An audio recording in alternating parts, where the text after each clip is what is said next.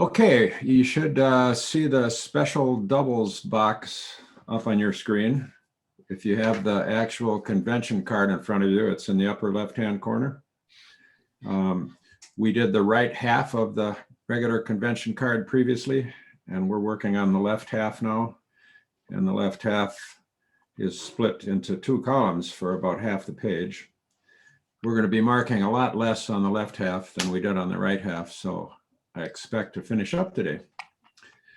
The only thing marked in the special doubles box there is the box that says negative is checked. If you check that, it means you play negative doubles. And then it says through two spades. So it means if the auction has not gotten any higher than two spades and your partner doubles, there's a good chance it's a negative double. If the auction has gotten higher than three spades, then two spades, and they double, it's not a negative double, it's something else. Okay. Negative doubles, I'm not going to talk about how they work, but I will tell you that I read, quite some time ago now, a comment by one of the very respected bridge experts, one of the people that writes in the Bridge Bulletin. It was either Mike Lawrence or Marty Bergen, I can't remember which. And they made the statement that negative doubles are the most important convention in bridge, period. They did not say except for Stayman, or except for weak twos, or except for Jacoby transfer. They said the most important convention in bridge. Because they come up quite often and they are an excellent tool. And if you have no idea what they are, you need to find out, and I would encourage you to find out and to possibly talk, you don't need to, and possibly talk about starting to use them with your partners. So that would mean taking a lesson, looking them up online, whatever. New players find them one of the harder conventions to use, but that doesn't mean you should not be trying to learn them. Okay, then we go down to simple overcall. Vic? Yep. Why do you think they said that that's the most important convention? I think one reason is because it comes up so often.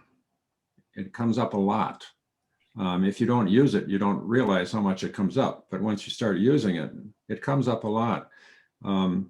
Probably more often than Stayman. Probably more often than Jacoby transfers. So that's a major reason. Another is it's just a perfect way of describing your hand. It tells partner your length in a suit. It tells him your point count. You know, it's just really a good scheme. Okay, let's go down to a simple overcall. An overcall means the opponents have, one of the opponents has bid to start the auction. And as soon as they bid, they become opener. And as soon as they bid and become opener, that makes their partner responder. You and your partner might want to get in the auction too.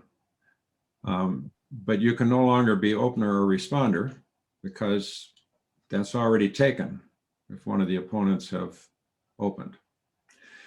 So you're my partner. I've got a good hand. I want to bid something, but my right-hand opponent is dealer and they bid first. So they've opened the auction. I can't be opener anymore, but I can open the bidding for my side. I can be opener number two, essentially. And I suppose Bridge could use that terminology. You could have an opener number one and an opener number two and a responder number one and a responder number two, but that gets a little tedious. So the Bridge gurus decided that if I now want to open the auction for my side, I will be given a different name. I will be called overcaller. Okay. And my partner may want to respond to me, but they will not be called responder number 2. They will be called advancer. Logic might make you think that the rules for overcaller are going to be the same as they would be for opener, but that's not true. Logic might make you think that the rule for advancer should be the same as the rules for responder, but that's not true either. The rules are similar, but they also are different in many ways. And one thing that's different about overcalling is you do not need an opening hand to overcall. How many points do you need to overcall? I mean, you can overcall with an opening hand, but you can overcall with a weaker than standard opening hand, providing you and your partner have agreed to do that. And you should agree to do that, because there's more than one reason to overcall, okay? And a very common agreement is you can overcall with as few as 8 points. So the blank there says simple overcall 1 level 8 to 15. What that means is partner and I have agreed that we can overcall at the 1 level with as few as 8 points and as many as 15. If we have fewer than 8 points, we should probably just pass. If we have more than 15, there's a different way to get in the auction, which I don't want to go into here, or we won't get through the convention card. So that's a very common agreement for how many points you need to overcall. So my right-hand opponent opens 1 heart, I bid 1 spade. You're sitting over there across the table from me, you are now advancer, and you know I have 5 spades, because you can't overcall, you're not supposed to overcall with a 4-card suit, and you know I have at least 8 points. That's all you know about my hand right now. Okay. Let's say you want, as advancer, you want to respond to me, and so it goes 1 heart on my right, I bid 1 spade, lefty passes, their responder. Now you as advancer bid 2 clubs. You have bid a new suit. Now we have to decide whether your new suit should be forcing or not. And I have checked the box there that says NF, that means non-forcing, construct, the CONST means constructive. I don't know exactly what that means. Basically, it means you've got some points and you've got a good club suit, and you didn't want to raise my spades. So apparently you haven't got spade support. But that's not forcing. You're telling me you don't have spades. If I don't have clubs, I'll just pass your 2 clubs. Or if I just have a few clubs, you know, I probably won't bid, especially if I have 8 points, I'm not going to bid again.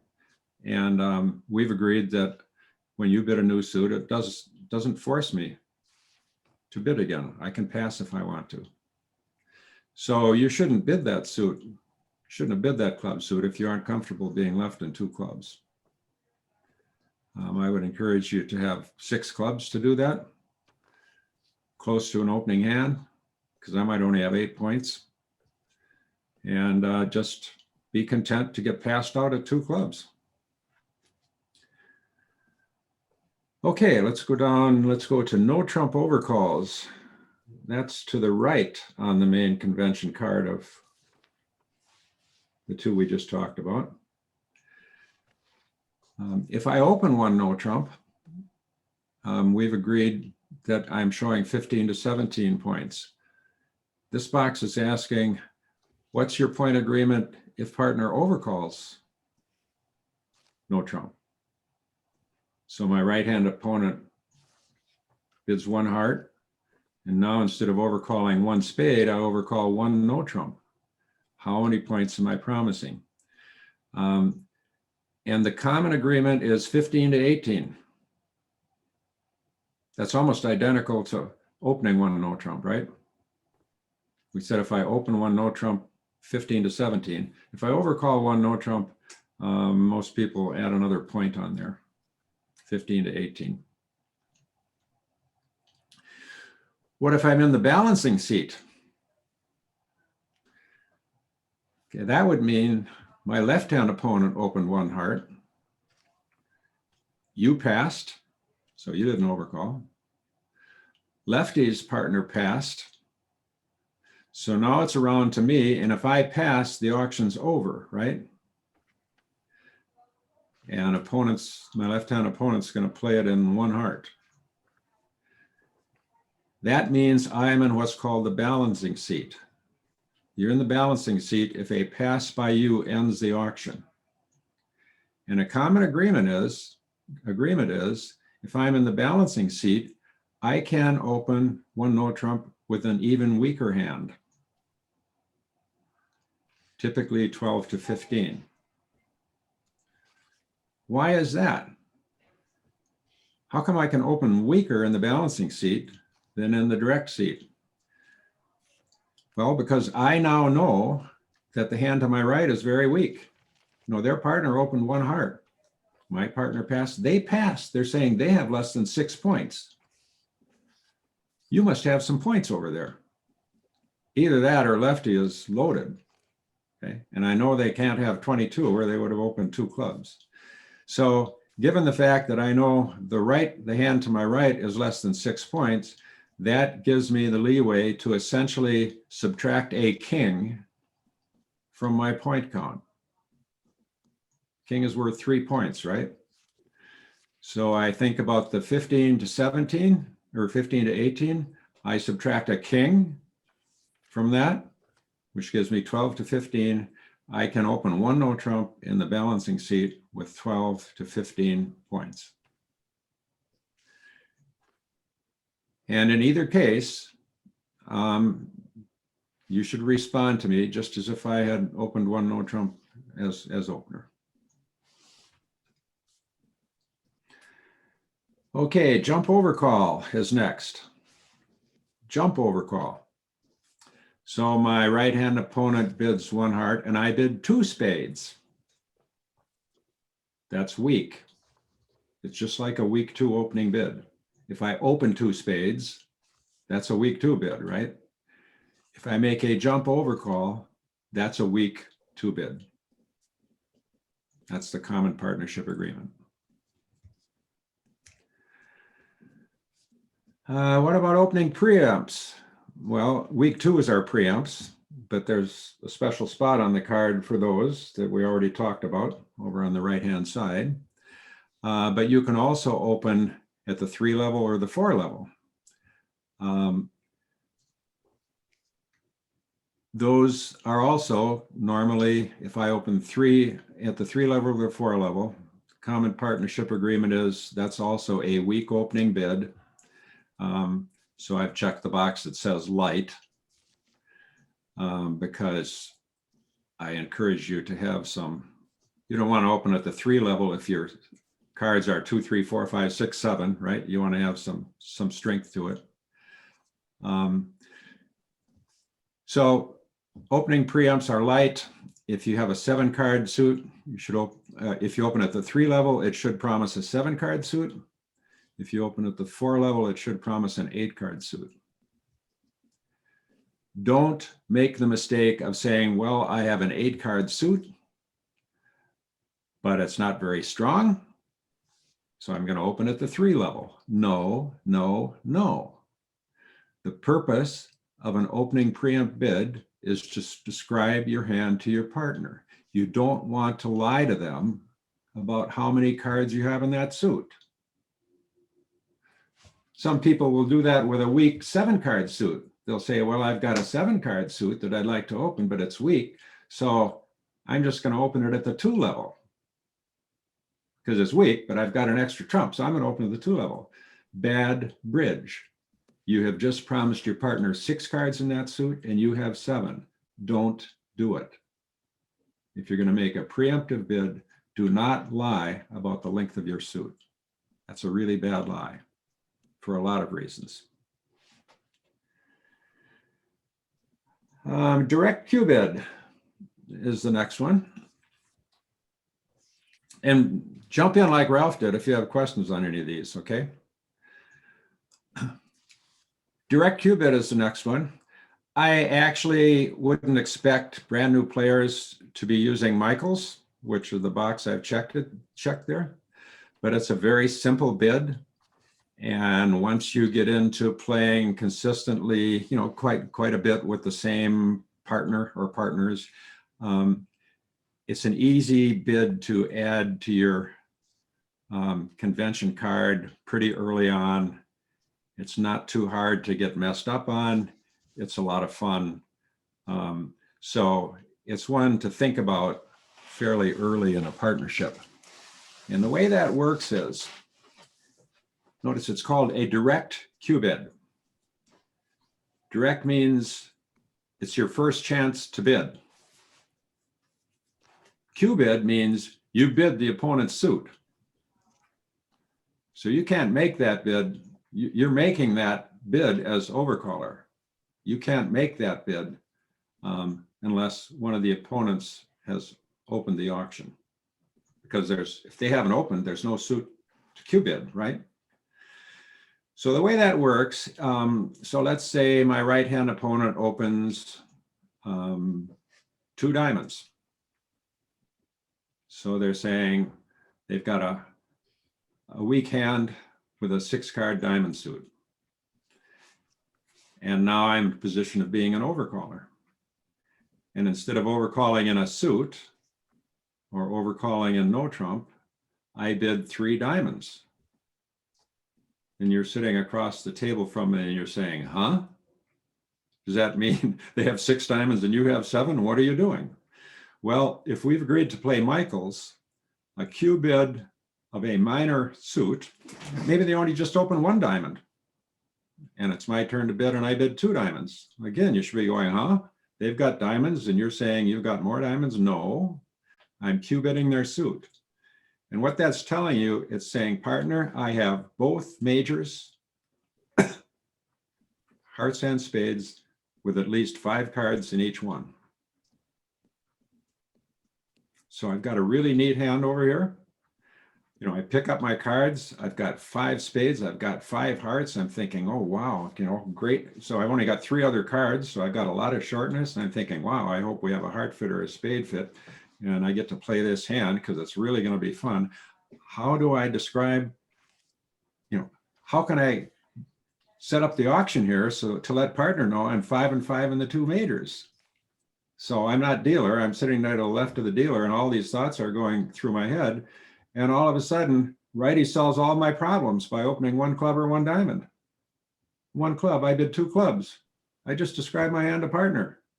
Partner, I'm 5 and 5 in the majors, right? They open 1 diamond, 2 diamonds, problem solved. Partner knows at the 1 level now that I'm 5 and 5 in the majors, okay?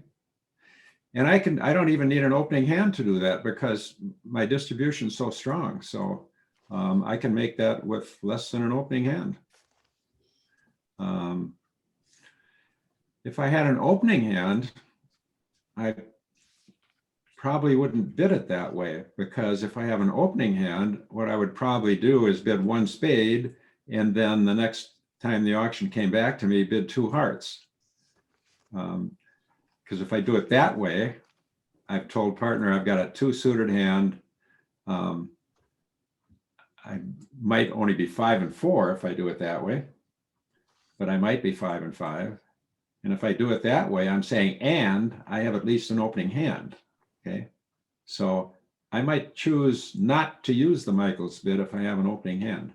Most of the time when experienced players use Michaels, most of the time they have a weaker than opening hand. Sometimes they have a very powerful, they have a stronger than standard opening hand, and they're not planning on stopping the auction anywhere along the way. So that's Michaels. You can also play Michaels over a major suit. I'm sitting there with a good hand, hearts and diamonds, 5 and 5. How am I going to describe that hand to partner? Partner solves my problem. They open 1 spade.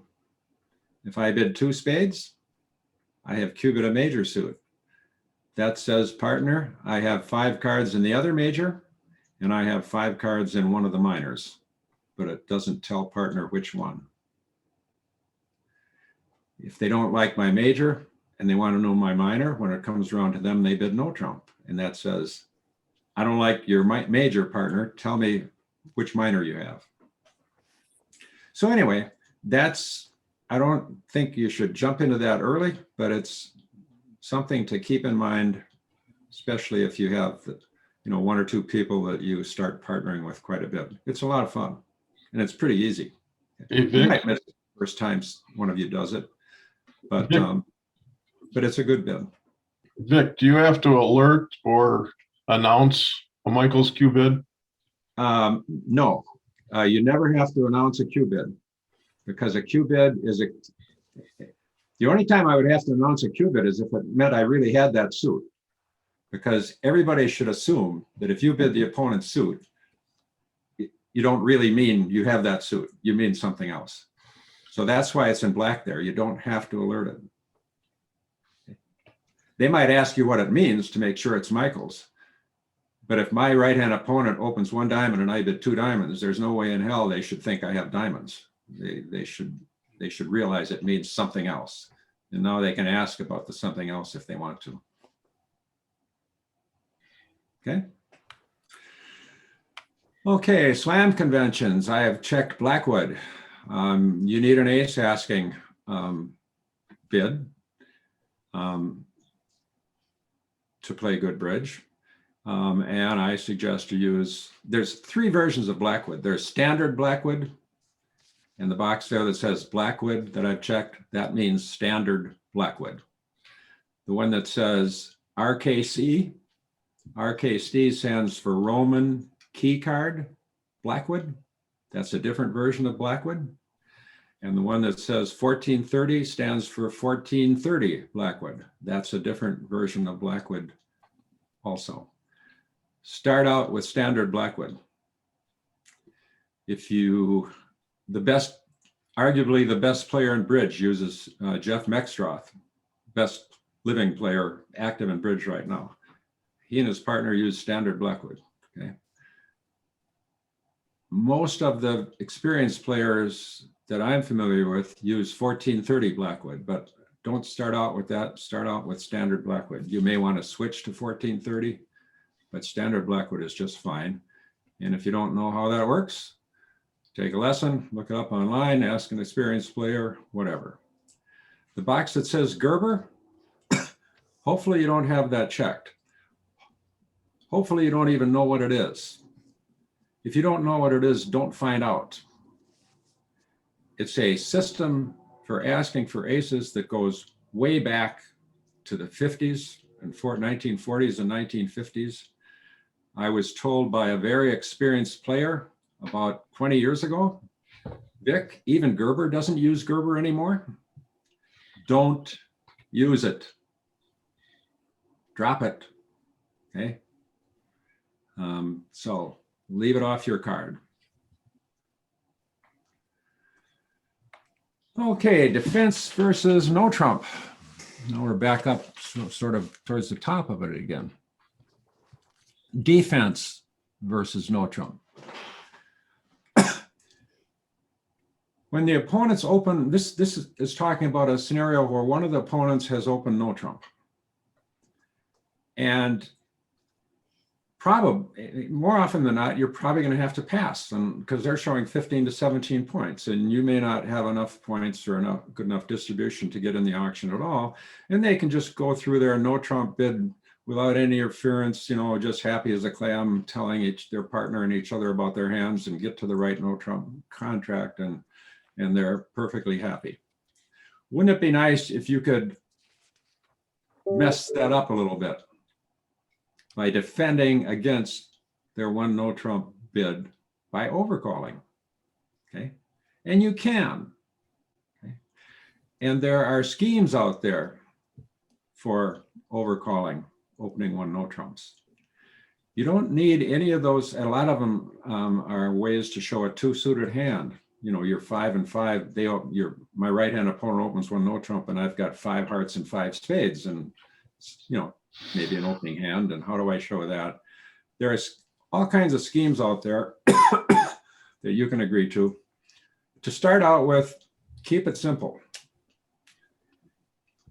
If the opponents open one no trump and one of you interferes, I would encourage you to just treat it as a natural bid. Okay. So my left-hand opponent opens one no trump. You bid 2 clubs. We're going to agree that that's natural. It means you have clubs. You have at least 6 of them. How many points do you have? Who knows? Okay. If you're in the direct seat, you should probably have at least 10 points. Okay. If your opponent opens one no trump and you bid 2 diamonds, you're saying I've got diamonds. Hearts says I have hearts. Spades says I have spades. At least 6 of them. Okay. You're not necessarily hoping to get the contract, but you know, let's say the opponents use Stayman. They agree on Stayman convention, which a lot of opponents will be using. One of them opens, my right-hand opponent opens one no trump and I bid 2 spades. Look what happened to their Stayman bid. How are they going to bid Stayman now? How are they going to do a Jacoby transfer if they were hoping to do that? I just messed with their auction big time. Now, if I've only got 1 point, they might double me for penalty and I might really get spanked. But if I've got a 6-card suit and I've got some shortness, you know, I'm not worried about going down 1 or 2. I'm trying to mess with their auction. I'm not necessarily hoping I get to play it, but I want to give them a chance to make a mistake by messing with their auction. So it's a lot of fun to interfere against an opponent's one no trump bid. But if you're going to do it, you need to talk to partner about what kind of a hand you're showing.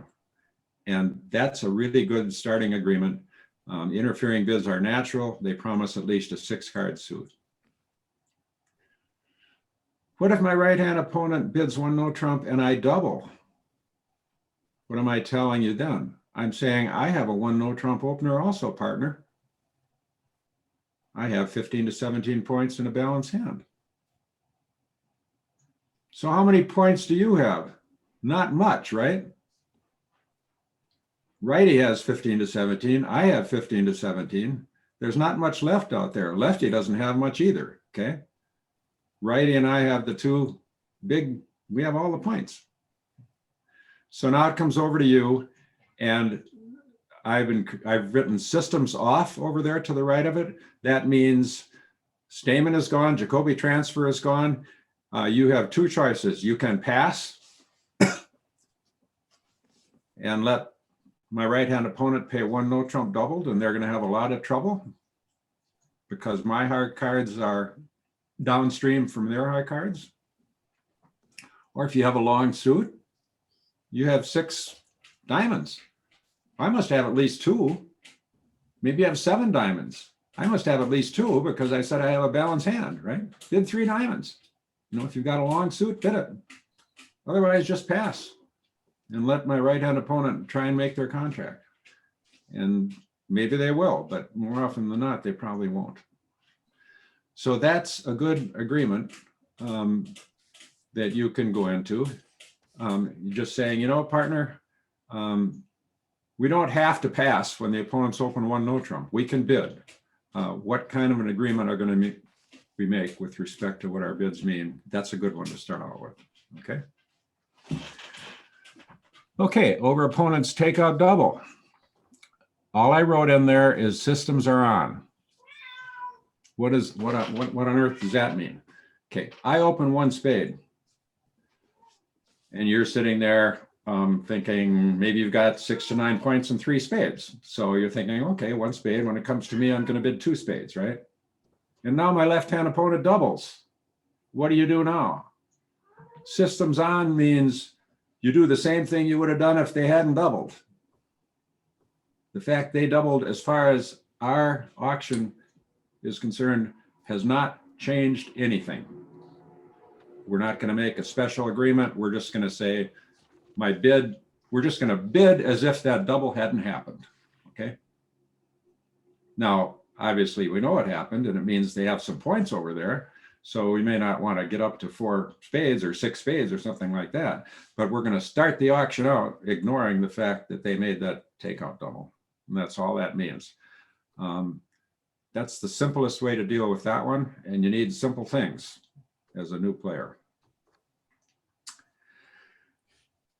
Okay, this box says versus opening preempts. So what we're talking about here is one of the opponents has made a preemptive opening bid. They've opened 2 spades, they've opened 3 spades, they've opened 4 spades. You know, what does a double mean? If the opponents make a preemptive opening bid and your partner doubles, what are they telling you? And I've checked the box saying, as long as the auction is 3, as long as they've opened 3 spades or lower, if partner doubles, it's for takeout. They're saying that person's got a weak hand. They got a lot of spades. If they open 3 spades, or a lot of hearts, if they open 3 hearts, but they have a weak hand. I have a good hand. I have tolerance in the other 3 suits. I want you to bid your longest suit, double. It's takeout, partner. It's not for penalty. It's for takeout. Okay. If they open 4 spades and I double, that's for penalty. But as long as they preempted at the 3 level or lower, it's for takeout. Good starting partnership agreement there. As you get to be a better player, you're going to want to bump it up to 4 spades, but you don't want to start there. Okay, let's look at the leads things down there. I don't know if you've even paid much attention to that yet, but what that's saying, you see, first of all, that leads box there is divided in half. It says versus no trump to the right and versus suits to the left. So versus no trump means what kind of agreements do you have for this? This is opening leads we're talking about here, but they would be good later in the play of the hand too, but they're specifically talking here about opening leads. If you're defending against a no trump contract, what are your agreements for opening leads? And what they've given you there is a whole bunch of different combinations. And they're saying, if you have any one of these combinations, we suggest you lead the boldface type, the card in boldface type. And X's means spot cards, something lower than a 10. A 10 is marked, I mean, an ace is a spot card too. It doesn't have a picture. A 10 is a spot card. It doesn't have a picture. But the X's are spot cards, not aces, not 10s, but spot card. So what they're saying is if you're going to lead from a doubleton, you lead the top. If you're going to lead from a tripleton, all spot cards, you lead the top. If you're going to lead from 4 spot cards, lead the top. If you're going to lead from 5 spot cards, the convention card says you should lead 4th highest. That's a common agreement. Leading from length against a no trump contract is quite commonly the best thing you can do. And a common rule is if you've got a 5 card suit, lead your 4th highest. So that fits there. What if you have ace, king, jack, X? They're suggesting you lead the king. I want you to circle the ace and agree with partner that if you have that combination, you're going to lead the ace, not the king. The others, I suggest you follow what they're showing you there. Don't sit down and try and memorize these right away. You're going to gradually become used to these, but it's going to take a while. But just remember they're there, okay? What about defending against a suit contract? What do you lead there? I want you to change, you know, the 4 that just show X's over there. I want you to leave the black X for the doubleton, circle the top X for the tripleton, lead the top one, not the bottom one like they're suggesting. That makes it look exactly like the no trump, right? Circle the top one for the quadruple X one. That makes it look just like no trump. Circle the top one for the 5-card one if you're leading against a suit contract, which is different than no trump. Because I think a good agreement for you when you're leading from spot cards is top of nothing. If you lead a high spot card, you're saying, partner, this is the best I've got. If you lead a low spot card against a suit contract, you're promising an honor. And if you have all spot cards, you don't have any honors. So if you're playing top of nothing leads, you cannot go with the suggestions they're giving you there for suit contracts. Okay. Ace, king, X on the suit side. Nothing's in boldface type. Circle the ace. That's what you should lead on an opening lead from ace, king, X. And the others are all good the way they're showing there. Vic, you got 1.5 minutes left. Okay, we're almost done. Link leads down below. It says link leads. And then there's a box checked there. Fourth best, the box checked. It says versus no trump, the box is checked. What that means is if you're leading from a long suit against a no trump contract, you're going to lead your 4th highest. You're probably not signaling yet. It says primary signal to partners leads, but once signaling is something you should start trying to get a handle on very early. And if your partner has led and you have a chance to signal, there are 3 things you can agree on. You can agree to signal attitude, you can agree to signal count, or you can agree to signal suit preference. I suggest you check attitude. If partner leads, you're trying to tell them whether you like their suit or not. Defensive carding. Check the box that says standard. Doesn't matter whether you're defending against a suit contract or a no trump contract. That means if you get a chance to signal, either by discarding or any other way, defending against either a suit or a no trump contract, if you throw away a low card, it means you don't like that suit. If you throw away a high card, it means you do like the suit.